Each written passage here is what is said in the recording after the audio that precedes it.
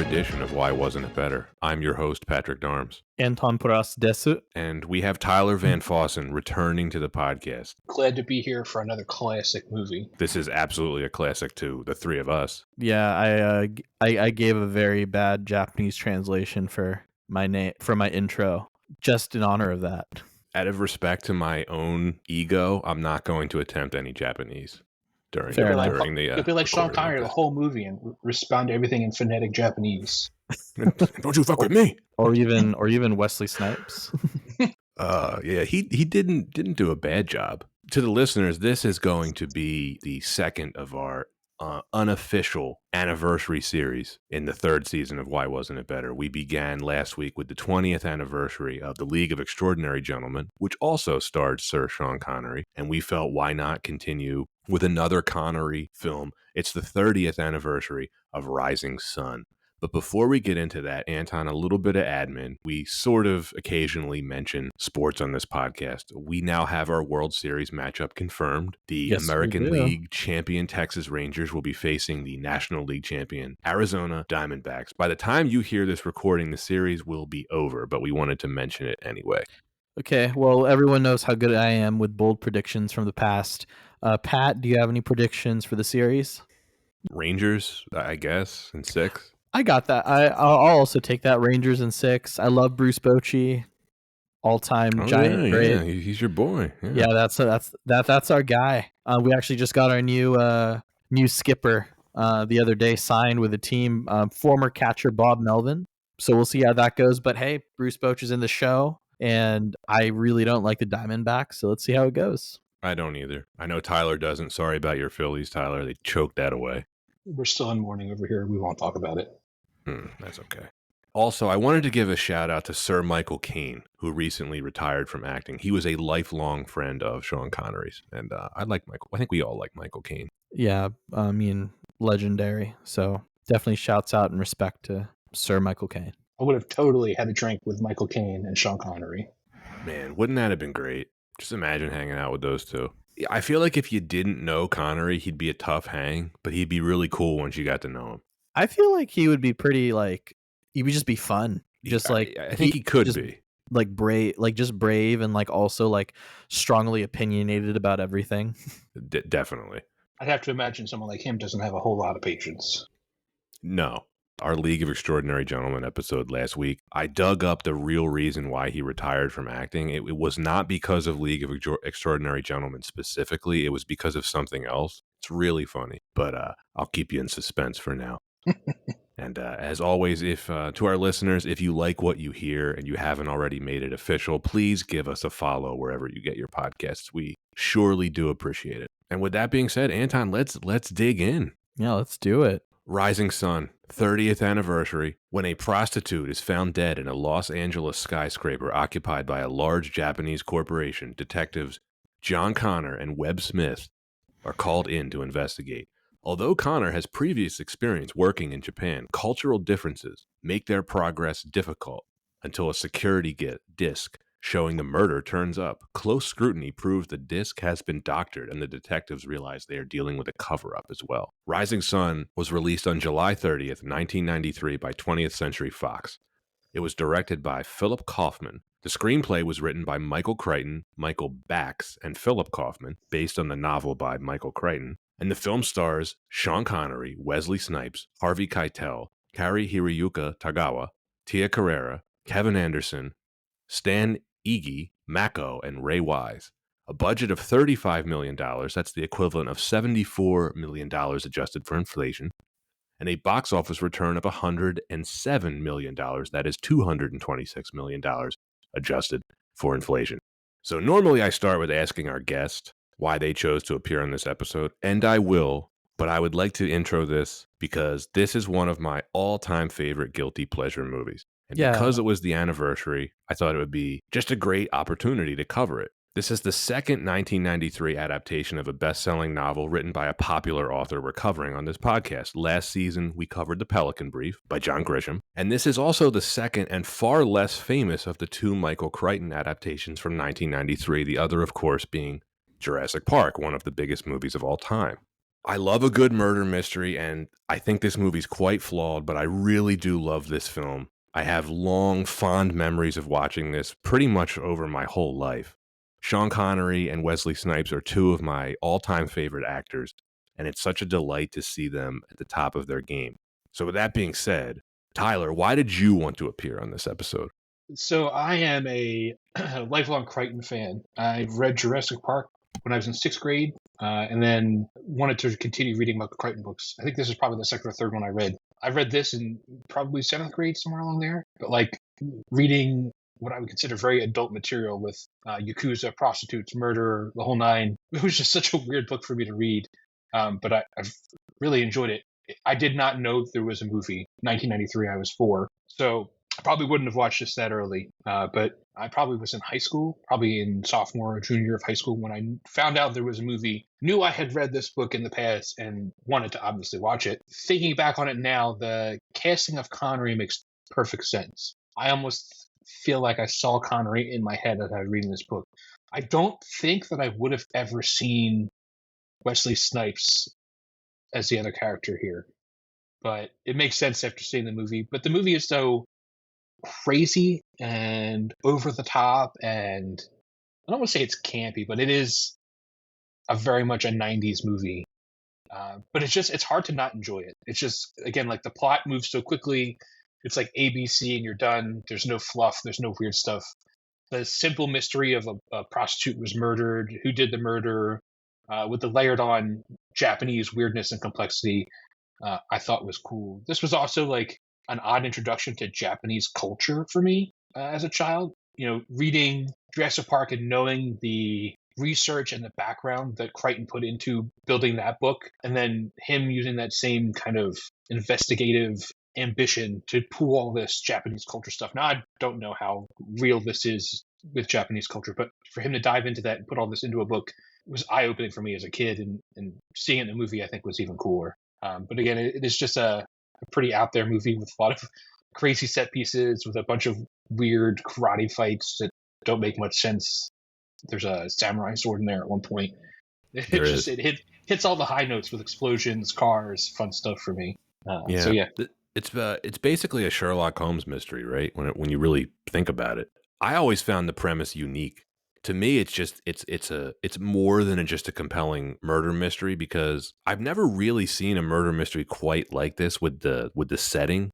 It's just pure pulp, and I always really enjoyed it. And it's funny you say that you pictured Sean Connery. Crichton, of course, wrote the role of John Connor specifically for Connery, so it makes a ton of sense. I had the opposite experience of you, where I saw the movie first, probably much younger than I should have. I was probably 6 or 7 when I saw this on HBO. I obviously didn't understand a lot of it. I read the book, much later, after I really got into Crichton. Being a James Bond fan and a Connery fan, this is, of course, probably one of the first Crichton books that I read. Just like with the Pelican Brief, Anton, there's probably no other podcast celebrating the anniversary of this, but we are here to carry the torch for Rising Sun. Anton, what are your memories of this? Well, I do remember at a young age, I think it was around middle school, seeing the film, and I was already pretty obsessed with Japanese culture, and everyone knows I'm into anime. But I'll tell you right now, it is such a treat to see a film where Sean Connery is obsessed with Japanese culture and is speaking Japanese. I think I will always hold that as a treasure in my heart. For me, is enough of a reason to want to talk about this film. All right, then, let's get right into the production history. So the novel was published in 1992, and it immediately received mixed reviews for its controversial subject matter, particularly its social commentary regarding U.S. Japanese relations. This was written during a time when some people were concerned about the economic threat that Japan posed to the United States. There were real concerns about Japanese corporations buying up tons of American real estate, investing in American companies, et cetera, et cetera. Crichton said that he intended his novel to be a wake-up call to the U.S. industry, and that he is actually more critical of the United States than Japan in the novel, which is, I suppose there's some fairness to that statement. These concerns, of course, proved to be unfounded, as the Japanese economy suffered a major recession in the early 1990s. So basically, by the time the novel was published, it was dated. The anti-Japanese sentiment was already fading. So therefore, the novel was dated, the film was dated. Despite that, the novel was still a bestseller.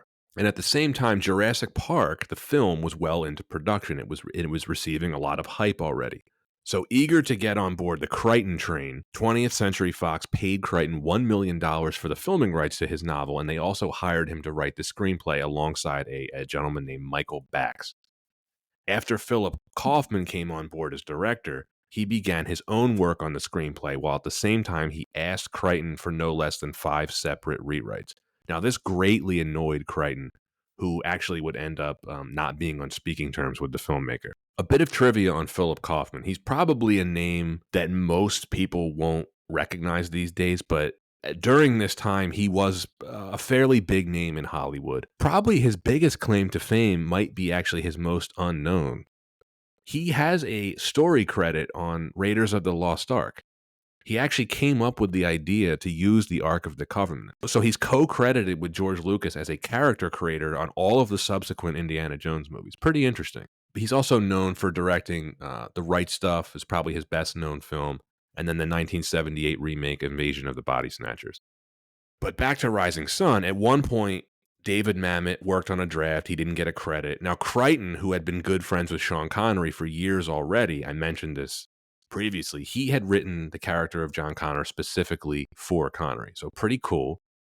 He sent an advance copy to Connery before the book was even published, and Connery immediately said that he wanted to play the part. Connery also served as executive producer here. This would become a standard for him for the remainder of his career. We've mentioned his name, and we're excited to say Wesley Snipes later revealed that Sean Connery handpicked him to be his co-star for the film. So Snipes' career was really on the upswing, and in the 2 years prior to this, he starred in Jungle Fever, New Jack City, White Men Can't Jump, and Passenger 57.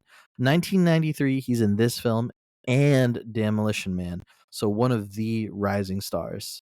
And the decision to cast Snipes as Lieutenant Webb Smith did not sit well with Crichton. Smith is white in the novel, and Crichton felt that changing the character's race to African American was detrimental to the story. Crichton says, quote, "In a movie about U.S. Japan relations, if you cast someone who's black, you introduce another aspect because of tension between blacks and Japanese," end quote. I don't necessarily agree with Crichton there. Wondering if, Pat, I'm sure you don't as well.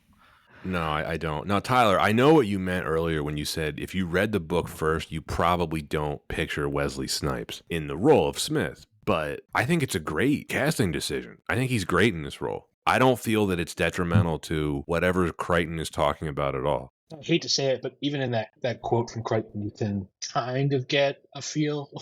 Yeah, it's interesting. The tension between blacks and Japanese, not African Americans and Japanese. So I hate to say that there's some race issue that played in there for Crichton, but it seems like that's what the case was. But at the same time, I don't think it fundamentally changes the character by having his skin be black or white. I think it's still the same character. He's still facing the same issues outside of this immediate situation in the movie that he is in the book. So I don't see it being any detriment to the movie that Wesley Snipes plays the character of Smith. Right, and if you want to even think of Snipes' character as the lens from an American point of view, I think he still sits there very well and sitting as like the American presence with the tension-filled, Japanese environment. But if anything, it stokes the animosity between Sean Connery's character, John Connor, and Wesley Snipes' character because of the inherent, like white guy, black guy, the master and subordinate thing that they have going on throughout the movie. Right. It plays into that a little bit more, and it adds a little more of a hit to it that you don't get in the book. So back to the production, Crichton and the other writer, Michael Bakes, ended up quitting the project over these story and character disagreements. Kaufman ended up completely taking over the screenwriting process and even tried to get sole credit for himself, but the Writers Guild decided that his contributions were not enough to deny Crichton and Bakes credit. In an interview given to the LA Times, Kaufman says he made the movie not because of its political message, but because it offered him an opportunity to make an old-school murder mystery that was also, in the director's words, quote, "this fable, this adventure where the hero gets the call and along the way meets the wizard who guides him to the Dark Tower through strange customs and unfamiliar, even hostile territory," end quote. As Kaufman was known for making long films, Fox made him contractually obligated to deliver a 2-hour length film. And Rising Sun was filmed entirely on location in Los Angeles from June to October in 1992. Eddie Sakamura's red sports car is a Vector W8, an American-made supercar with a top speed of 242 miles per hour. Tyler, what can you tell us about the rarity of this car? This car is kind of insane. It's an all-American car, which to me makes it seem even more unlikely that a Japanese person would be driving it. It's an American crate engine and an American design car. At the time in 1992, they only made these for 3 years, and they only made a handful of them. It was a $450,000 car, which is, with inflation, somewhere a little over $1 million today that someone would have paid for that car. They also catch on fire. We had talked about this before, but John McEnroe got one, and I don't know if it was pre-production, but it was like serial number 001, basically. And as he was just driving it one day, like the carpet in the back of the car caught on fire. And then he went to them and was like, hey, I'd like to return this car. And they're basically like, no. And that's not the only one that caught on fire. They consistently caught on fire from exhausts, from the way it sat in the back of the car. But they only made, I think, less than 200 of these total. They didn't really exist back then, and the market for them is almost non-existent now. Oddly enough, they're still selling for about $1 million. So they haven't increased in price crazily, but I can't imagine taking what was basically a kit car and going 242 miles an hour in it with a bunch of dudes in a garage, basically putting them together by hand. Definitely a cool car. And when you watch this movie, it's like the first thing you see is like this kind of crazy car when they get out of the karaoke lounge. And it's like, what is this dude driving? And I don't know if it's on purpose, but they put the name of the car pretty clear on the side of the car. So when they zoom in as the girl gets in the car, you can see the name of the car pretty clearly, and you see W8 pretty clearly. Yeah, it's just a crazy car to put in this movie. And it's, I think, one of the sneaky features, best features of this movie is that car exists and then it does blow up later on. Yeah, I like to think usually there's going to be product placement in cars as part of the sponsorship and, adding to the funding of a film. Do we think that that's what happened here with Vector? And if so, I wonder how they feel about having another instance where the car caught on fire. I have to think that Vector did not know that this car was going to be in the movie. But for them to crash it, a car that was worth $450,000, I hope they really didn't crash it. I hope it's staged. Yeah, fair enough. It was just some Hollywood magic. We'll leave it at that. No one was harmed. So Fox was, reportedly very unhappy with how Kaufman handled the production. His original cut was much longer, but Fox, holding him to the 2-hour runtime, forced him to trim several scenes. None of these have ever been made public, so they're still in the vault. This film permanently crippled Kaufman's career. He would not make another film for 7 years. But the film did perform well at the box office, but ended up, as we know today, at a 33% Rotten Tomatoes score. I enjoy this film quite so. Pat, I know you're quite a fan as well. And then Tyler, you've shared your fondness for the film. But do we think that there's even anyone of a younger age or anyone under 30 that knows about this film at all? No, I had to explain to several people what this film was when they, because I've teased it numerous times, previously on the podcast, and I've had, numerous people ask me, what is Rising Sun, and I had to explain it to them. And it's definitely not a classic, but that's why we're picking it, right? This would have been a movie that people were hyped for in 1993. Michael Crichton was a huge deal back then. This was really the beginning of the era when any novel that he was publishing was getting turned into a movie. And this came out like a month after Jurassic Park. Sean Connery was one of the biggest stars in the world. Wesley Snipes was becoming one of the biggest actors in the world at the time. So there would have been a lot of hype for this. And like you just said, Anton, it didn't get great reviews. It had, there was an, Asian American lobby that protested this movie. So it was controversial at the time. And it's a great selection for this podcast, of course. But, when I saw this film as a kid, I didn't know any of those things. So I just saw it and liked it. And I've always liked it. It's one of those strange movies that just kind of disappeared. For a while, it was like an HBO 2 movie. Not premiere HBO, but like the backup HBO. It had a run on TNT, too, for a long time. And I don't know if maybe it's the subject matter with, prostitutes and Yakuza and nudity all kind of packaged in, but you never, ever see this movie anymore. No, very rare. Gone. And with that We've talked about this film. There's a bit of respect for my fellow podcasters today. Let's discuss it. Why wasn't this film? Why wasn't this film better? I think you have to start with the plot. Now, for those who have not read the novel, this is a very faithful adaptation of it. There are certain things that are changed, which we'll get into. There are certain things that are omitted, which is, typical with any adaptation of a novel, right? But Tyler, of all the Crichton novels, this might be the most faithful adaptation. Would you agree? Yeah, if you want to, I mean, some of the other adaptations are kind of crazy. I'll drop the movie Timeline, which is a Paul Walker non-so classic that has like almost nothing to do with the book it's based on.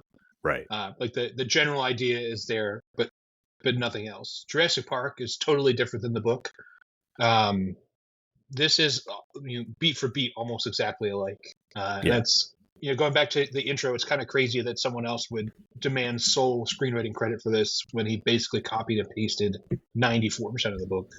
Right. And the novel's not perfect, namely some of the racial stuff that we're going to get into a little bit later. But I have to say, I reread it to prepare for this podcast. It is a page turner. It's a great, what you would call an airport novel. It's a really interesting murder mystery, though. It's also, I mentioned it's like a Sherlock Holmes mystery. And as a film, this was, the buddy cop movie trope was very popular in the early 90s. So this was certainly capitalizing on that. There were a lot of contemporary things going in this movie's favor when it came out in 1993. I got to say, I'm always thrown by the opening as many times as I've seen this. The karaoke thing fools me every time.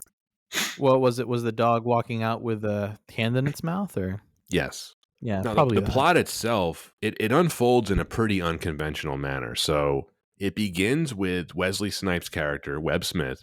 He is recollecting the events of the previous 4 days to others in the form of a police debriefing. So most of what we see is told in flashback, but then in the final 15 minutes of the film, the story catches up to the present, allowing Smith and Connor to solve the case, which I haven't really seen in too many films. I think it's, again, one of the more unique things about the storytelling. I would say, like, when thinking about one of the aspects of the film that, like, I really want to score it very highly.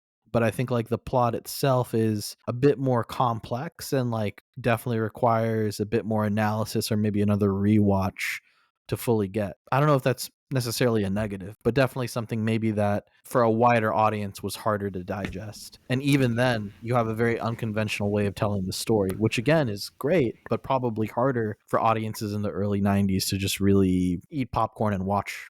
I think you lose some of the understanding of the movie that comes in the book because you have more time to digest things as they happen in the book. That probably 2.5 hours screen time or runtime that this movie originally went probably would have filled in and given more detail to some of those weird things that are somewhat confusing across the movie, especially with some of the characters who pop in and pop out, and understanding the relationships that people have across some of these characters, like Connery's character's relationship with the guy he's golfing with. Like, some of that stuff isn't explained as well as it is in the book, and it's not given the detail and the thrift it is in the book. Right. Anton, you mentioned how it's not necessarily a negative. I could see why some people would think it is, though. This is not a movie that is easily absorbed with just one viewing. The plot is pretty dense.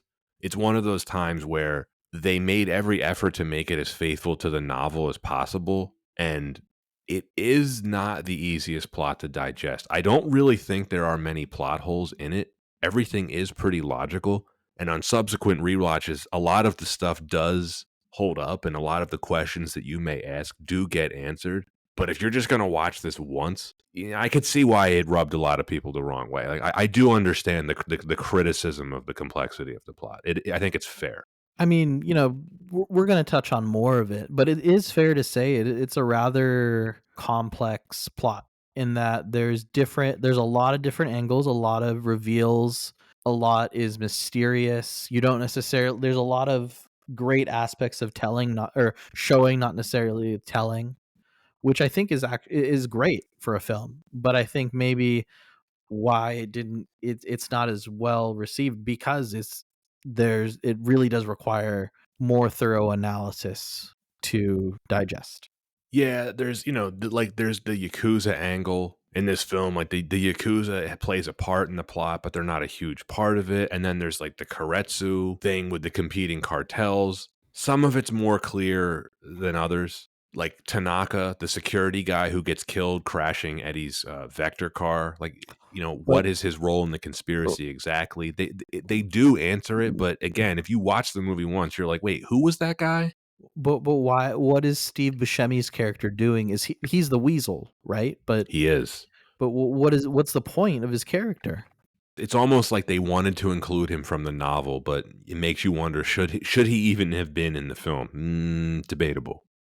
Tyler, I don't know if this happened in the novel. Maybe you remember. I don't know why Steve Buscemi's character is present during the police debriefing, and like Ishihara's there, Richmond's there. It's not really clear how they're allowed to be there.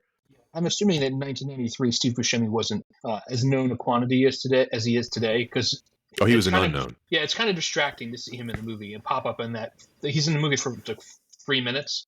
Yeah, he's in the first scene at the library where the other guy's on the phone, and then he's in the scene where he's following the two of them around, and Connery tells him to fuck off or whatever. But yeah, it's distracting. It was kind of jarring to see him in the movie. I'd forgotten actually that he was in the movie until I saw it. And then you see him pop in, and he's there for a few minutes. He pops out, and just like, was it really necessary to show that? Was that the only way they could show that there was some kind of investigation into Connery or Snipes' character, taking that money, basically?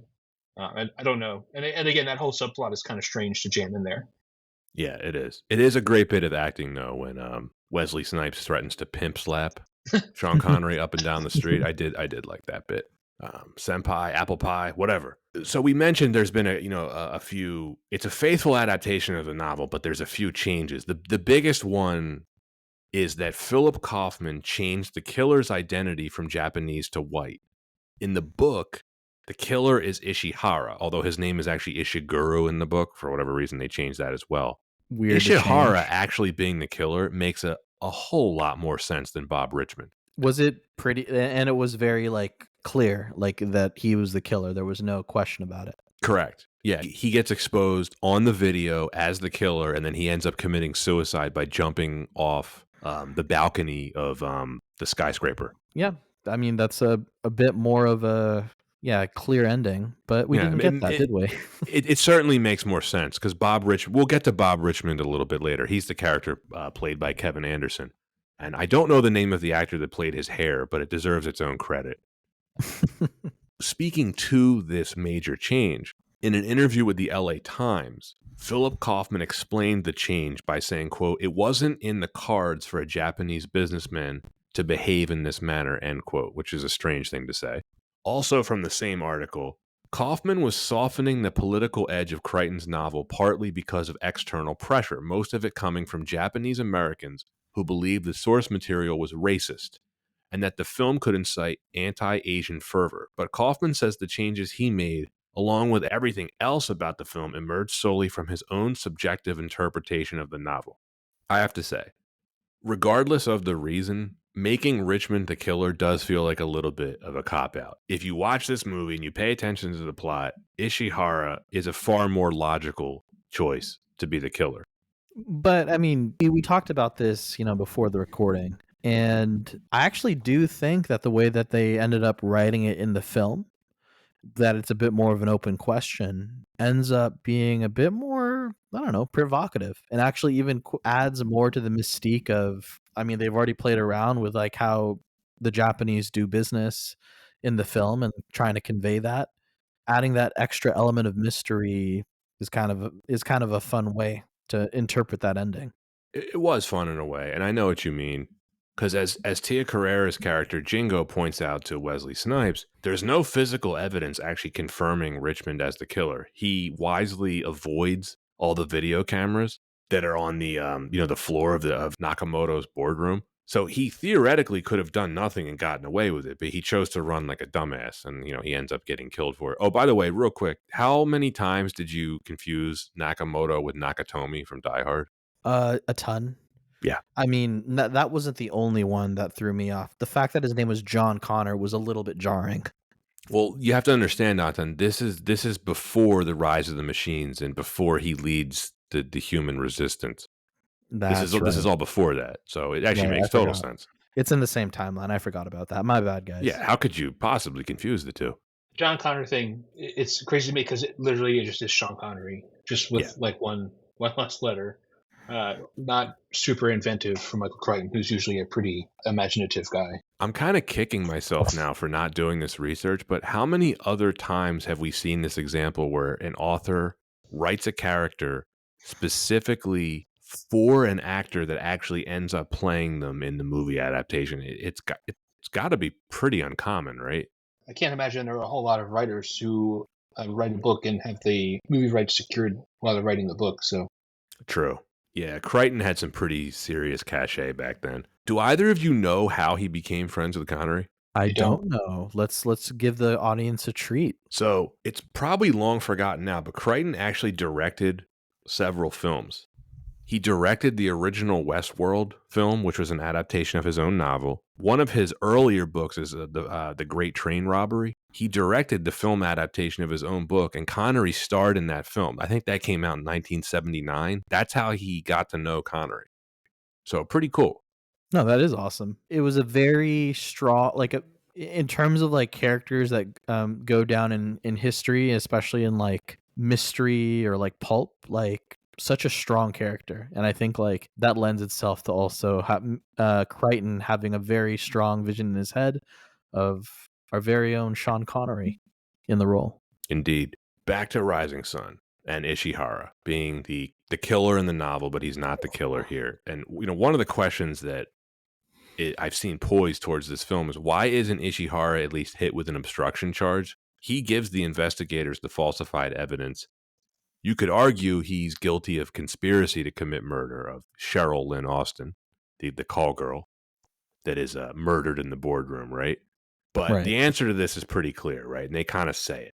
At this point, the LAPD considers the case officially closed. Connor and Smith, they're operating entirely on their own, and arresting Ishihara would have proved fruitless. So Connor even says it himself. After Richmond dies by getting thrown into wet concrete, everybody wants this case closed. Right. I mean, the real puppet master pulling the strings for the whole case. John Connor is just cryptically talking about it the whole time. Is no one really wants a case solved at the end of the day. I talked about it before, but I saw so many parallels between this film and a very similar Southern California mystery thriller, bit of a classic, Chinatown, in the way that it deals with conspiracy is also, a masterpiece, but really interesting to have so many layers of depth in this story. Excellent point about Chinatown. Kaufman actually mentioned that film in that LA Times interview that he gave. Also, funny overlooked bit about this part. I didn't think about this until the last rewatch. So Connor and Smith, they kind of coerce a United States senator into committing suicide under false pretenses. Boy, It never gets brought up again. Like feels like it would be a fairly big deal. I sure hope somebody got fired for that blunder. I don't think anybody knows about it now. And then I I have a like the- question for you both about the end. So the end of this film is pretty strange, right? I'd say it's ambiguous at best. So is Jingo inviting Webb Smith to go to bed with her? Like, why does it end this way? This is not in the novel at all. Don't they have like a conversation about loyalty? And that's like kind of the, I don't know if it's the way it ends, but like the conversation they have while they're in the car together about loyalty and about all that stuff. I think it's like him or her closing the door on him making that move. And then the weird hand motion he does at the very end where he's like grabbing for her hair. It all ended very strange. Yeah, I think the way I interpreted it is he even asks her like, "What does he talk? What does Connor talk about when he says leaving the cage open so that the bird can leave and then come back?" And I think that that's what it was alluding to. It's like it may not have been clear that she's been with John Connor the whole time, but even like she's entering his home and she can leave it, and like the door's open, so she'll leave again eventually. And he's just observing that, and he's just like probably like, man, this is all so confusing and effed up. I don't know what just happened this past week. Oh, it's definitely confusing. This movie has a lot of weird sayings. That one, and then before they fax off the pictures, they talk about beating the grass to stir up the snakes, which I thought was just such an odd Incredible. saying to just jam into a movie like this. I need to think of ways to use it at work, like working on a project, and I'll just like use that line and just confuse everyone in the meeting. Yeah, I mean, I have to say, in its defense, although it's dense and in some parts confusing, the plot does come together. And again, I do think the premise is unique. The culture clash, the corporate takeover, the two reluctant partners, they get put together to try to solve something that they're not expected to solve. That's what makes the movie rewatchable for me, right? Like the political Japan U.S. relation backdrop, like that's all fun and whatever, but that's a window dressing thing for me. I think the plot mostly holds up. I have a lot of notes justifying why the plot holds up, and I was going to read them, and I'm just not going to now. It's too much, and I think it would really bore the listeners. But I mean, maybe that speaks a little bit to the complexity of this thing, and just kind of more the reason why it wasn't as easy for folks to just easily enjoy the film, is because it needs a lot of justification and rewatches to just absorb. Oh no, I agree with you. I do think the criticism about the dense plot is clear. I'll just say this. It's if you see this movie as a result of this podcast and you're coming away confused, let me just give you a little preview. John Connor lays it all out pretty clearly at the end. The entire thing hinges on the two competing zaibatsus, like the Japanese cartels, both of whom want to purchase this company, Microcon. The film's tagline is equally clear. Business is war. Nakamoto was one cartel, and then Eddie's father represented the other cartel. Both of them understood that whoever had control over Senator Morton would have control over the deal to get congressional approval. That's it. Like, that's basically all you need to know. Right, but already, like, that's just so much, and that's not easily, I guess, No, it's not. translated. It's not easily translated at all. Again, the Japanese thing layers on some added complexity to this. When they, instead of saying conglomerate or whatever, corporation or whatever, they use the Japanese terms, which are somewhat confusing because they don't, like, it doesn't register. You're not thinking of these things. Right. And a lot of the way they address people and all that stuff, it just layers on complexity that if they were to say this conglomerate wants to take over this company and their rival conglomerate wants to take over the company too, and they're lobbying for it. I don't know if that loses some of the intrigue of the movie, but it definitely makes it more linear and easier to understand. Definitely. With adding that in, you get lost sometimes. And I was going to say, there's also just like a few terms that get thrown in, but then isn't really readdressed, like the kairetsus. They talk about the zaibatsus a bit, but then there's this concept, right, of like a set of companies with relationships, so almost like large, like cartel. the bigger, the larger cartel. Yeah, the kairetsu. Right.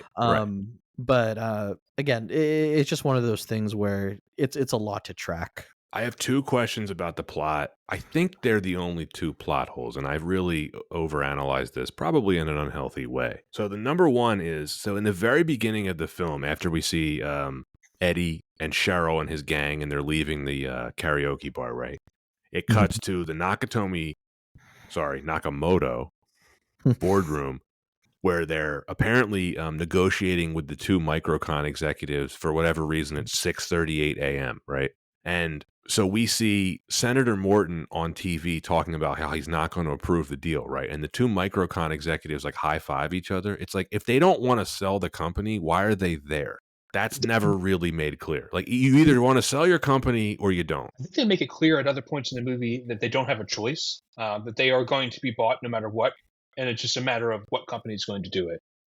Now, these two companies just happen to be competing, but they go and talk to the other guy who doctors the video initially, and they're in that weird garden with the weird robot walking on two legs. On the set of Star Trek? Yeah, and they're having that conversation with him, and he basically says, like, yeah, I'm the CEO in name only. I have no control over what actually happens here.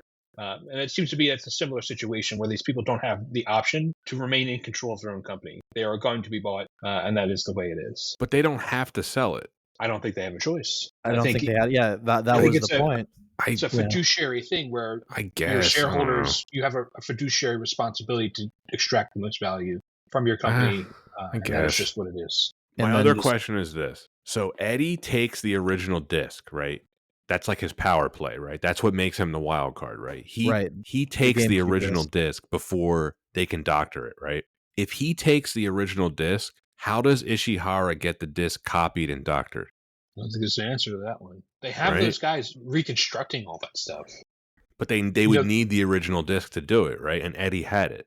would they though? Because they say the clock stops in the recording, so it's like basically a picture they have taken and doctored after the fact.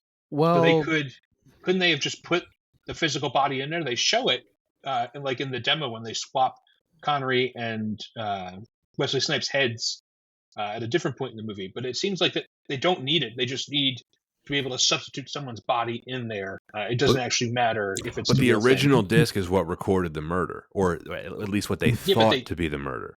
They did the digital murder though. Oh, that That's was the all whole- fake too? Yeah, that's So- the whole shtick is that they can do this all digitally and they can make it look pretty authentic. but from what even in that scene though, they were saying, "Oh, look, these are the things that they took out of the original footage." So they Right. would have still had to have had the original footage at some point. There's got to be a copy somewhere then. I don't know. Number 2 reason why this wasn't better, the acting. I actually think quite highly of the acting. This is one of my favorite Sean Connery performances. He injects a lot of mystique into his performance, and they wisely don't reveal too much about his past. They kind of leave you guessing. They reveal a few things. He used to live in Japan. Eddie's father saved his life. He was some kind of consultant. He met Jingo there, but you don't really know a ton about him. You're never really sure what John Connor's deal is or what game he's playing at, but you choose to trust him because he's Sean Connery. It was such a masterful performance, and not so much that he ever really had to, overly be bombastic, but because he's just Sean Connery is such a master at the subtle touch to really just reveal more about the character. Yeah, his character has like this foresight where he's just like, oh, I was wondering when that would happen. Oh, you were called twice? Of course Eddie's still alive. Well, why don't you know that? He has like this foresight that would be comical with any other person playing it, but Connery has the charisma to pull it off. He doesn't dial it up too much. He does in a couple scenes where it's great, but he's taking the material like just serious enough. Like Connery seems well aware that he's basically in an airport novel, and he's doing a lot of acting with his eyes. I really like that scene in the car after Wesley Snipes picks him up from his house and they're riding to the Nakamoto Tower, and Smith makes that comment about like, oh, senpai, like, does that mean massa? And Connery gives him this side eye. It's really good. And they give him a lot of humor to do. He's got some incredible lines to deliver. Just the right amount of cheese. Let's go through them. The Japanese have a saying, fix the problem, not the blame. Never take what the enemy offers you. Do you know what's true? When something sounds too good to be true, then it's not true. Some of my favorites. We may come from a fragmented MTV rap video culture, but they do not. And then Tyler, you mentioned, we're beating the grass to rattle the snakes. They do some Sun Tzu in there. If you sit by the river long enough, you will see the body of your enemy floating by. And What my the all-time hell? favorite, here we go. Keep your hands at your sides. The Japanese find big arm movements threatening. Yeah. This So- really reminded me of Jurassic Park. their vision's based on movement. It's so like how could you not see that trailer in like the 90s and be like, what is this racist movie gonna be? But then like you watch and you're like, this is amazing. But also I can confirm it's true. I was making a lot of large hand movements at the Japanese grocery store and freaking everyone out. Yeah, how'd they react? Just coward in fear. I was just talking about my day. Tyler, anything to any thoughts on Connery's performance? It's just so strange. It really is. Like the juxtaposition of him with that accent and then pretending to be American. But they do address that he's from Wesley Snipes made like the Scotland Yard comment. Yeah. But for him to reflect on it, that we may come from a fragmented MTV rap video culture. It's such an odd thing for him to say as a guy who grew up in like the 1940s in Scotland. For him to say that, it just seems out of character. But everything else he says, the way he says it with that kind of wry smile the whole time, he just sells it for me. It's so great. And My look, favorite part of the whole film is when they show up to the murder scene and Snipes is handling it, and then Ishihara like flusters him, And then just like he predicted, Snipes gets pissed off, and then Connery steps in, and he's speaking to Ishihara, and then he starts yelling at him in Japanese, and he ends it, and don't you fuck with me! Ugh. Look, I said it, much earlier on, and I really do mean it. Like Sean Connery speaking Japanese, being obsessed with Japanese culture. He was the and I told you about this, term, Pat. He was the embodiment of a weeb in 1993. Tyler, are you familiar with the term? I'm not. So, if you look it up online, it's a term of endearment in the anime community for non-Japanese fans who are obsessed with Japanese culture, and usually like in the anime community. And it's just this concept of just like you go into Sean Connery, like in John Connor's apartment, and he just has everything Japanese. He knows everything about the culture. You have the sliding fans. He probably has a kimono in there. I could almost imagine Sean Connery just telling Wesley Snipes at the end of the evening, you need to take me home. I need to watch Death Note. I need to watch my anime tonight, so make sure I don't get home too late. Things like that. I just find it amazing. He somehow manages to pull it all off. And even some of the more ridiculous things that he's asked to do, when the security guard tells him, like, you should know I'm a black belt, and he's like, but of course you are, dear, which is a great James Bond callback. Mm-hmm. They say that if you have to resort to violence, then you've already lost. What do you think, Jeff? Can we just talk about him throat punching that guy just out of nowhere? That's so great. That is, Anton, that is directly lifted from the novel, too. Like that, it's great. Fantastic. Yeah. He somehow pulls it off. Like, he has the charisma to do it. We haven't talked about Wesley Snipes yet, I think, who equally matches him. This is one of my favorite Wesley Snipes performances. I love how he plays it. It's not the rookie stereotype. He's not quite the fish out of water. You never once get the impression that he's in over his head. Like, you always get that he's like a pretty seasoned professional at this point. He's smart, sarcastic, he's witty. He doesn't seem to like Connor at first, but they develop into having like a genuine friendship. It's really a nice arc. And this movie really makes me miss Wesley Snipes. Like, he really was one of my all-time favorite actors. Prime Wesley Snipes was amazing. And this was before he started getting a bit of an ego, right? Yeah. They were making this before White Men Can't Jump came out. So it's like when he was filming this movie with Connery, he was still pretty relatively unknown. He would have been a face that people recognized, but he wasn't Wesley Snipes, the star, yet. That's a Vector W8 that just drove by. If you heard that car. And it won't pick it up, but it just caught on fire. Yep. I have to say, it's kind of incredible how much younger Wesley Snipes looks in White Men Can't Jump than he looks in this. And I don't know if it's standing next to Sean Connery instead of Harrelson. Yeah, Woody Harrelson, but he does look significantly older in this, and the thing they're filming at the same time is kind of crazy. I don't think the baggy suit helps, because him and Connery have some real baggy suits on in this film. Very 1993. I think, is it time to bring the baggy suits back, gentlemen? It's probably better than like the skin tight trend that was going on in the early 2010s. Or you know what the current trend is, right? With like the no socks with the shoes, and then the ankles, like the pant leg cut is just really high. Yeah, not a fan. Yeah, that's a weird one. I'd rather take the baggy suit look. Yeah, I agree. I would wear a Connery suit in this film. It would probably fit me all right. Everything else from the 90s is back in vogue now, so it's only a matter of time until baggy suits come back. Well, it's such an iconic. It's an iconic enough look that it's the Connery look that they include in the Jeopardy skit. It really is. This is pretty much what Saturday Night Live Connery looked like. Some of my all-time favorite things are those Connery Celebrity Jeopardy episodes. I think that's probably more vivid than any Sean Connery movie for me, unfortunately. I think both characters are really well written in this film. Their chemistry is the best thing about the film, in my opinion. They're really great together. They play off each other really well. I liked how they kept as many elements from the book as they could. You know, Smith's character, you know, it's revealed that when he was partners with Harvey Keitel, who we haven't even gotten to yet, he took the dirty money, but the way he sells it, you don't really think any less of him. I could have watched a whole series of films with these two guys just solving crimes. It would have been great. And then the supporting cast, I think, in this film is great, too. Harvey Keitel, you know, veteran actor. They give him some pretty rough lines to deliver here, but he does a good job of portraying a overly xenophobic detective. A little over the top, you'd say? Yeah, he's got that casual daytime racism that's so one-dimensional, it's almost cartoonish. Was it really still a time in the 90s, though, that sushi wasn't as widely just I don't know, because you feel like eaten? in a city like LA, it would have been in vogue, right? Like, Right, I would think. yeah. I like when they're about to arrest Eddie Sakamura, who is, let's just say he's hanging out with two lady friends. Let's just say that. And Harvey Keitel makes the comment that he's plundering our natural resources. So good. Yeah. Oh, man.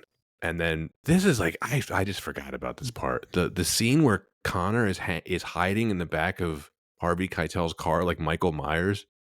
What the heck was that? It was hilarious. His partner looks dead. And then Connor gives him this like weird Vulcan neck pinch thing that just immediately renders him unconscious. I was under the assumption that his partner was dead. Is that not the case? I don't know. Like he's another, like he was a police officer. Like why would Connor have killed him? I don't think it was Connery that killed him. I think it was one of the other Japanese guys. Why would they kill him though? Why not? They don't kill Harvey Keitel. Tom Graham, that's his name. Not for not trying. I don't know. And then maybe my favorite character actor in the film, Kari Hiroyuki Tagawa. He's one of the all-time great character actors. He's never given a bad performance. Everything I see him in, I like, and this is no exception. Eddie Sakamura is a really fun character. You can tell he's having a ton of fun playing him. I like all the little bits. I like the past history that he has with Connor. He gets some great lines too. He's like, "Oh yeah, Cheryl, she likes it rough. More, squeeze harder." Yeah, he's incredible. And this was a time where you had a lot of great hits, not necessarily like the best movies, but cult classics like Mortal Kombat. Yeah, Shang Tsung at your service. Your soul is mine. Great. He's in a James Bond movie too. Another connection. It's in License to Kill. I really like the actor who plays Ishihara. His name's Stan Eggy. I'm not sure how to pronounce his name. I haven't really seen him in anything else, but he's Really great in this film. Really good call out. I totally agree. Stood out for a great performance, but I personally haven't seen him in anything else. It's kind of notable because when you go and like, so when I pull this up, I watched it on my Plex and it pulls IMDb. The picture of him on IMDb is literally the picture of him from the premiere of this movie, and it's like no other picture of him has ever existed. It's just him with the mustache from this movie. It's nice to see Mako in this. Another like veteran character actor. Legend. Yeah, he's probably best known to like modern audiences. He was the original voice of General Iroh in Avatar: The Last Airbender, the animated series. That's him. And not to forget, of course, also the original voice actor for Aku in Samurai Jack. Ah, that's right. Did you know, Anton, he is an Academy Award nominated actor? I did not know that. So way back in 1966, he was nominated for Best Supporting Actor in The Sand Pebbles, which is a film directed by Robert Wise, who directed Star Trek: The Motion Picture. That's a fantastic. And Deep I cut think, for you. but did you know that he was also nominated for a Tony Award? No, my Tony knowledge is lacking. Well, he was nominated for a Sondheim musical in 1976, Best Actor. So actually, like, pretty great, to see someone with his acting chops get nominated, and that was for Pacific Overtures in 1976. Very talented guy. Rest in peace. Yes, rest in peace. I think the only real weak link here is the guy Kevin Anderson who plays Bob Richmond. His acting it's fine. Everyone else gives a pretty good performance. He's the only one where you're just kind of left a little disappointed. They could have gotten someone better, I think. Well, I mean, I would have loved to have seen Ted from Scrubs be the killer. Or imagine if it was like young Keanu Reeves. I think he plays like an all right, coked out early 90s guy. That's kind of the vibe, like the slick back, doing drugs, running around nonsense guy. Yeah, he's okay. I mean, he's already shown to be obnoxious enough with the scene with what he confuses Wesley Snipes with the valet. Oh, that was great. That was so funny. He's So, like, like, what does he say? Wrong century? Yeah, so you already don't care enough about his character. I like at the scene when they're in the Japanese restaurant and he interrupts Mako and Connery talking. He's like, "So I just thought Microcon would, just be just what the doctor ordered," and they just stare at him. He's like, "Oh, sorry." Such a loser. Yeah, nobody cares when he dies. He gets thrown in the concrete, and Connery and Snipes are like, eh. The other great character actor in here, Ray Wise, who plays Senator Morton, he's wonderful at playing a sleazy yacht club yuppie airhead senator. He's awesome. He's so great in the role. I love the part when he's meeting with Connery and Snipes, and he gives them his campaign buttons, and he's like, one for you and one for you. Shakes their hand. They don't bother getting up to shake his hand. No. Just like, we don't want this. If you freeze frame it too, the side eye that Connery's giving him is priceless. And then Tia Carrere, where do we stand? This was peak Tia Carrere. Yeah. Was it though? You sure it wasn't her in that red jumpsuit in Wayne's World? I mean, in terms of like, things were going very well for her in her career. She was getting booked a ton. She was. And then she disappeared. Not long after this. I'm not really sure what happened to her career, but, let's just say, easy on the eyes. And then the other beautiful woman in this film, Cheryl Lynn Austin, the unfortunate murder victim, she was played by a German supermodel, Tatiana Patitz, but her voice is dubbed by what I can only describe as one of the most stereotypical, like foghorn leghorn Southern voices I've ever heard. Oh, Eddie, what ails you? She seems like the type of woman who would say, I do declare. Yeah, it was actually really interesting going into the research for the different actors and seeing she was actually very influential in the supermodel scene. So she was. So to see her in the role was actually pretty cool. I knew I recognized her from something. It must have been from some like modeling advert in the 90s, because I can't think of another movie she's in. She doesn't have a lot of lines here, right? Like, she doesn't have a lot to do. Not a ton, but like even when she was strangled. Right. Hey.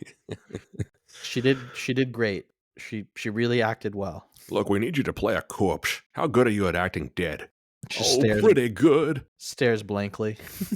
I think I can pull it off. Oh, Eddie. They're like, you're just the word. You can't expect me to get in this red sports car. Well, I say. He's like, don't ever do that again. And then here's a bit of trivia for all you Seinfeld fans out there. To the best of my knowledge, this film contains the highest number of Seinfeld actor crossovers of any film. It's possibly 5. And I think both of you guys know your Seinfeld pretty well, right? I do, yeah. So the 2 Microcon executives, Peter Crombie is the one guy with glasses. He's Crazy Joe Davola, the clown. Mm-hmm. Sam Lloyd is a guy who meets Elaine on the subway and becomes obsessed with her. Also, of course, as mentioned before, the very famous Ted Buckland from Scrubs. Right.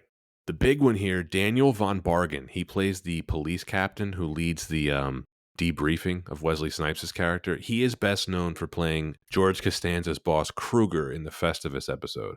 Oh, his dad heard enough about him. Yes. My son says your company sucks.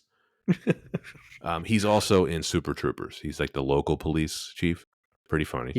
He also plays the commandant on Malcolm in the Middle. Yeah, he's been in a bunch of stuff. And then Amy Hill, she is the forensics expert who examined Cheryl Lynn's body at the crime scene. She is the nail salon owner who had an affair with Frank Costanza when he was stationed in Korea. Amy Hill's been in a ton. Oh, yeah. It was really cool to see her in a very early role. A lot of folks may not remember the series All American Girl with Margaret Cho, but that was just a fun little callback to the 90s. So those are the 4 confirmed. The only one that I can't confirm, what I suspect, is the voice that ends up dubbing Cheryl Lynn, right? Because obviously it's not a German accent. She was dubbed. I think it's the same actress who plays Marlene, that woman that Jerry becomes obsessed with, who doesn't want to date him because she doesn't like his routine. Dude, it was the 90s. I think that was her. I can't confirm it, though. There's a very high chance. I did want to, mention something before we move on to the next reason. We just named like a few actors, and there's just too many parallels that I can't skip this. Like we named, Tia Carrere, Cary Hiroyuki Tagawa, And just even the premise of the film itself, where there's a little bit of, anti, some light anti-Japanese sentiment and some obsession with the Japanese culture. There was another film that was released in '91 with a bit of a buddy cop feel. I don't know. Have either of you seen a Showdown in Little Tokyo? If not, I have not either. So I remember watching this film because I thought it was going. I saw it very recently. I learned about this film pretty recently, like in the last couple of years, and I saw it because I thought it would be in connection to the Big Trouble in Little China, and it absolutely is not. Showdown in Little Tokyo is bonkers. So it stars Dolph Lundgren and Brandon Lee. Dolph Lundgren is an American cop who was raised in Japan, and Brandon Lee is an American of partial Japanese descent. And by the way, they're both assigned to the special Japanese task force in LA because the Yakuza are so much of a problem in Little Tokyo. And the film is all about how to navigate Japanese culture in Little Tokyo. Starring, of course, the main villain was Cary Hiroyuki Tagawa and Tia Carrera. So if either of you or our listeners want to visit this film, just a fun little parallel, and just also kind of the question, it kind of begs the question of just what kind of racial stuff was going on with the Japanese in the early 90s. I need to see this. And maybe there's that's a good bit of a segue, kind of the next reason this film wasn't better. The racial stuff and the production overall. There's some pretty strange racial stuff in this film. The strangest, of course, we touched on the Japanese stuff, which is part of the plot. But the most outrageous scene in this film is Wesley Snipes' character recruits random street gang members to confront the Yakuza who are following him and Sean Connery. It's laughably bad. It's the worst scene in the film. It doesn't enhance the plot in any way. You could really cut it out and it would improve the film. Yeah, it really didn't make any sense because they probably would have, the random gang members would have known Snipes was a cop and they would have no incentive to help a cop. Yeah, they all knew him, apparently. They're like, aren't you Spiderweb Smith? Didn't you drop 40 points in that game? He was like 50. That is maybe not the greatest scene to add to the movie, but isolated from everything else, him turning Connor's words back on him, don't move your arms quickly, all that stuff, it was pretty funny. That's true. And right. then the dude, number one, ripping the windshield wiper off and offering to wipe his windows, and the other guy just cutting a hole in the convertible top. I thought were just classic, ridiculous things to add to a movie, but it's funny, even if it doesn't add anything at all to the movie. You might as well be watching The Naked Gun. It felt goofy. It did feel out of place. The cartoonish xenophobia from Harvey Keitel's character, that's all in the novel and it's part of the plot, so you can overlook it. But I just wanted to, there's no way to talk about this film without talking about that scene in particular, because it just sticks out like a sore thumb. And then as far as the other stuff, not necessarily racial, but the scene that cracks me up, there's a scene where Connery and Snipes they're being shown how advanced technology works. That uses the Photoshop techniques, what's essentially known as a deep fake today. It's either the most or least dated thing in the film, depending on how you look at it. Yeah, and there was a bit about technology and what was cutting edge that I was like, that's really not cutting edge in '93. When they were in the surveillance room with the security guard, he's like, look at this gizmo. You got to use the gizmo to use the camera. We don't have anything like this in America. It's what video that lets you zoom in? What? Or have impeccable audio. So I know all this stuff seems kind of strange, but this is the Michael Crichton shtick is warning about technology and the inherent dangers of technology. And it's the same thing in Jurassic Park. I mentioned it Timeline before. It's the same thing in Timeline. It's misusing technology for not the greater good is a consistent theme in all of his books. Is that people are doing technology related things. They're abusing the system. They're taking advantage of it. And this is just another instance of that in his books.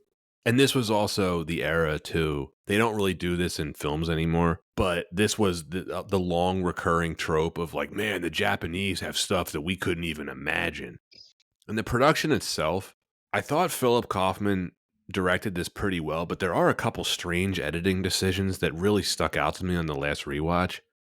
So when Connor and Smith are going through Cheryl Lynn's apartment and that other blonde comfort girl walks in, Wesley Snipes starts ogling her, and then the camera just goes out of focus and it dissolves to just him and Connor in the car.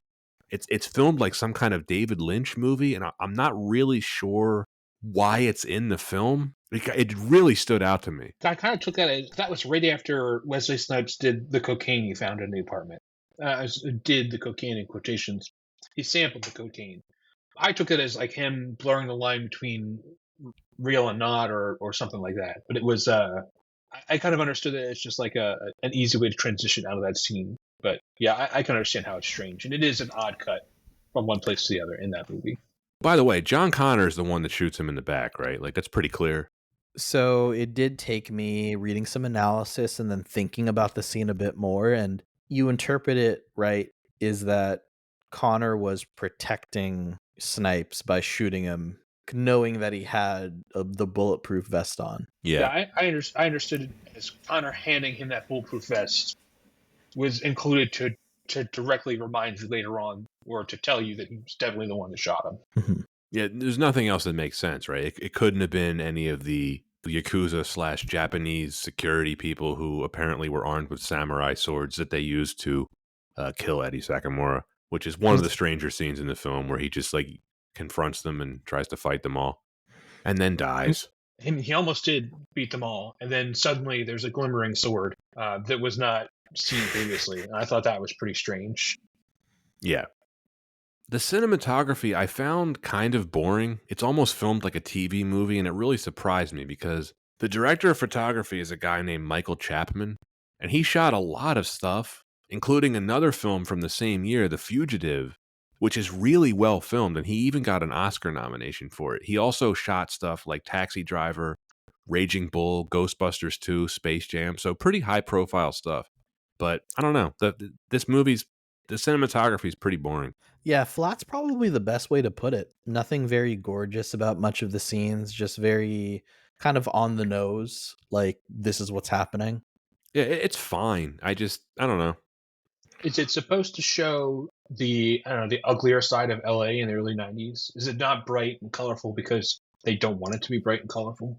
I Possibly. also get this. I read, I think, if I was reading correctly, where they were doing the analysis showing like swapping heads between Connery and Wesley Snipes in the video, that was supposed to be at USC. Or they don't make it clear, but reading the analysis is like, I think sense. either it was in the novel or like that it's supposed to be set at USC, but they kind of make it look like a dump. You're right. I think it is mentioned in the novel. The only part that I felt was like visually interesting, it's real quick, and it kind of cracked me up. Early in the film, when Snipes goes to pick Connery up at his house, he apparently lives above a fish market from Blade Runner.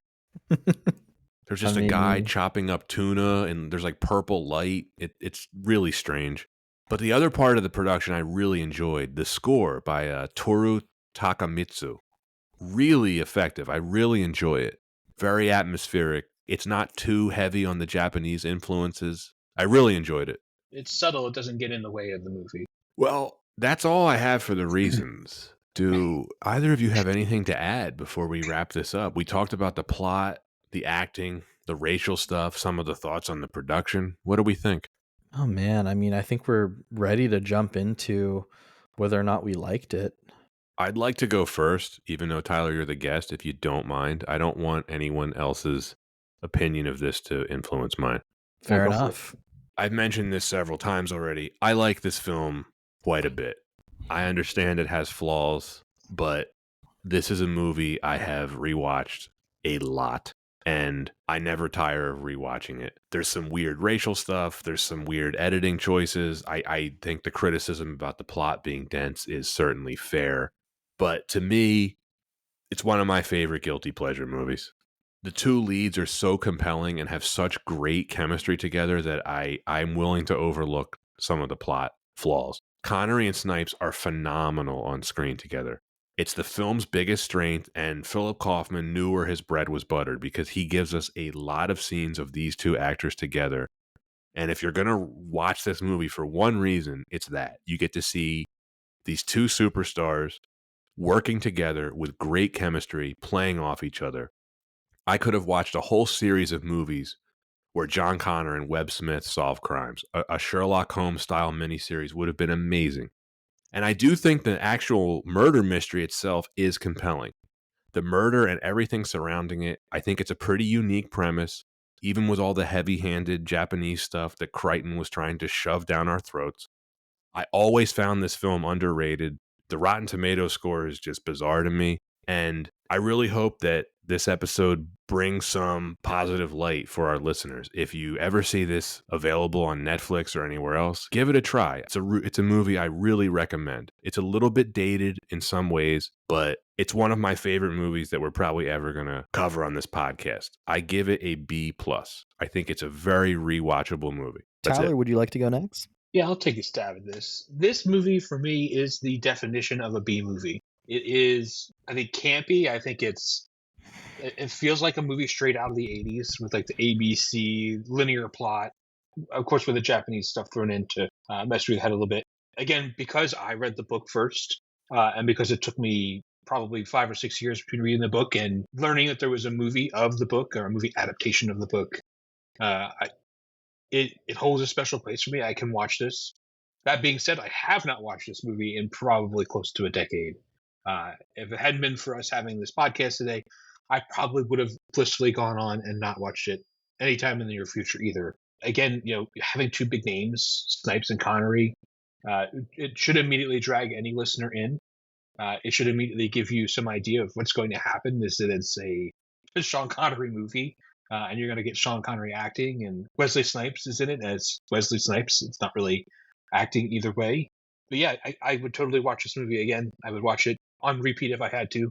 Again, it's a B movie for me. I think it crosses off all the dots for a solid movie to watch. A good partway between action, partway between thriller, partway between talking movie, and it hits all the notes for me. So a B, solid B for me. Well said, Tyler. It's really tough because I was telling Pat this before the recording. I had to really think why would I want to give this film a lower score, because I keep thinking I want to give this film a really good score, and I had to think objectively what was some negatives to it. I do think that the plot is a little confusing, and I think for me it maybe takes a little bit away from the enjoyment, but at the same time, even when I look at it, I just appreciate it so much more because it's a bit unconventional in that way. And then even then, stuff about the racial commentary, I think that made a lot of people uncomfortable at the time in the early 90s, and being able to address it even today, there's a lot of, probably parallels in the modern news of just political commentary of just American economics and how it fits globally, that you could probably make a similar film today about maybe another country, and then find people also finding that uncomfortable. But at the same time, I have to give credit to even just approach a subject and even dive into it so much to provide detail and really build out this world in the film that we were able to explore and have a great time because of such a strong cast, because of such a strong vision from the writer and the director. So I really enjoyed this film, and I have to give it a solid B. And it's just something that I really will watch more intentionally, more frequently. I agree with you, Pat. I hope that recording this and putting this out there really gets more listeners to watch it, and brings a bit more love and light to this film. Wonderful. I'm so glad that you liked it, Anton. I had no idea what you were going to rate it. Yeah, I mean, I like it, man. It's good. It's always puzzled me. I've always felt it was underrated. Tyler, thank you so much for joining us once again as a regular guest. Thank you guys for having me. This is a unique movie, and I think maybe a forgotten gem somewhat. So I'm happy to bring it back to, I guess, the current time to remind people it even exists. Yeah, it's always a pleasure, Tyler. Indeed. Looking forward to the next one. Yeah, and that's it. That's it for Rising Sun.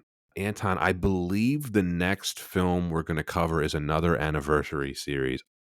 I think it's going to be Cleopatra.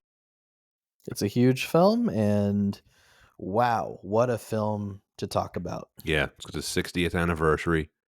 Tyler, have you ever seen this? I only know of the lore around it. More power to you for doing that one. I gotta say, it's 4 hours long. It was not easy to get through. I had to watch it It's a in like long one. basically I watched an hour at a time, so like 4 separate sittings.